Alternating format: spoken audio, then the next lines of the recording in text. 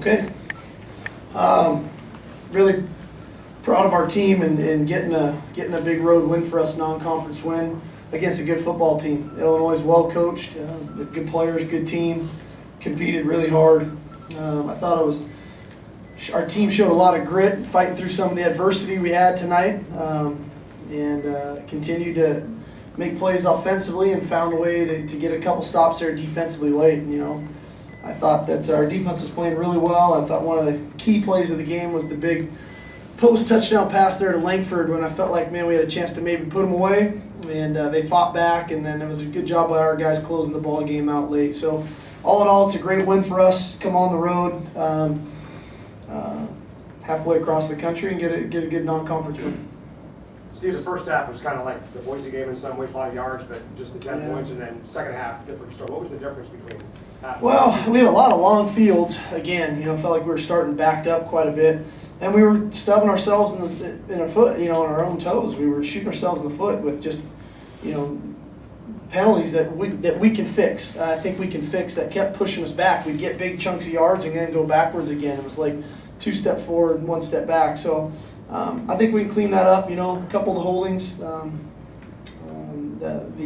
penalty Jadon had, was an effort play but hit the guy late. So I think that was part of it. And then the second half, we just ran the football better. I thought our conditioning showed again. Our guys were in great shape and they played hard. I thought Bishop Sankey was a warrior again tonight. It was great for Jesse Collier to step up. It's unfortunate Dwayne had his 2 fumbles. Those were tough fumbles to take for him, and he's going to be a good player for us in the future. We'll get that cleaned up, but it's good to have 24 back running around. Steve, on the third down midfield, midway through the fourth quarter, the throwback screens at Jesse, was that a play you've been waiting to set that up the whole game? Yeah, we had it, and we were just trying to get the right look, and obviously we got it. They had a blitz coming. We were able to slip Jesse out the back door, and guys executed well. The linemen got downfield, made their blocks, and we made our play. Sark, you've talked a lot about trying to bottle the whole thing that you've got going and bring it on the road. How effective do you think you were tonight? I thought we were good. Our guys, this was a little bit of a different road trip because we went 2 days in advance with the distance and the time change. I thought our team was focused and played hard and executed well. Again, the penalties were things that we need to fix because that really had the impact on the game. We have the one penalty. I think we hit the quarterback in the head late, which extended a drive, which got them going. Again, we had a couple of the penalties offensively that hindered drive. So outside of that, the execution of the plan, I thought our guys played well. What happened to Timo, and what did you think of his replacements? Timo hurt his shoulder, and he doesn't even know when. It was right before half, and he just said, my shoulder hurts, and we're not real sure. So we'll have to get him checked out. I thought the guys did a fine job. I'll have to look at the film more extensively with Totogi coming in and Princeton Foy-Moano playing some in there, but it felt fine until I look at the film. Steve, was Austin rusty, you think, in this game tonight? A little bit. The pace that we operate at is a pretty frantic one, and 85 plays again tonight, and so just got to get him back into the fold. And I'm sure there was a lot on his mind, and it was his first game too.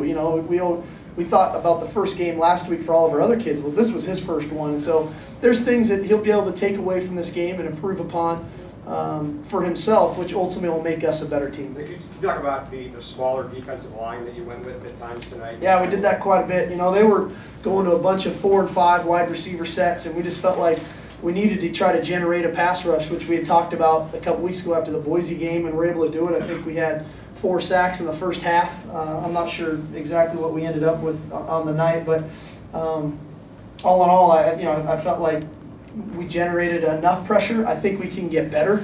I think when the guys see themselves on film, they'll see more opportunities to rush the passer and utilize different moves. But it was good to get those guys on the field rushing. Can you talk a little bit about Jesse Collier in this game? Yeah, it was good to have him back. Jesse, you never know. You never know how your game's going to go when you're a role player, how Jesse is right now on our team. And Dwayne had his struggles a little bit holding on to the ball. We inserted Jesse, and it was like he didn't skip a beat. Obviously, with the long touchdown run, a couple of his other runs, spelling Bishop, and then the big screen pass there. And sometimes what goes unnoticed is what Jesse does for us on special teams as well. He's a vital player for us on teams, and that showed up as well tonight. Sark, can you talk a little bit about your mindset coming into the second half and the drive that ensued? We're just trying to run our best plays and get in a formation that we thought was beneficial for us in the first half. And we got the ball on our hash and started to generate some momentum there, so we just kept going with it. And the offensive line was tremendous. The two tight ends right there, Perkins and Austin, did a good job, and Bishop ran well. And I thought it was a good attitude setter for our team, just the mentality of come out and run the ball there in the third quarter. Sark, have you purposely not put too much on Jesse's plate too soon because he's coming back from a knee injury? No, it's just where he is on the depth chart. He was kind of third on the depth chart and moved up to 2 there in the second half. Anything else, guys? All right, thanks, everybody.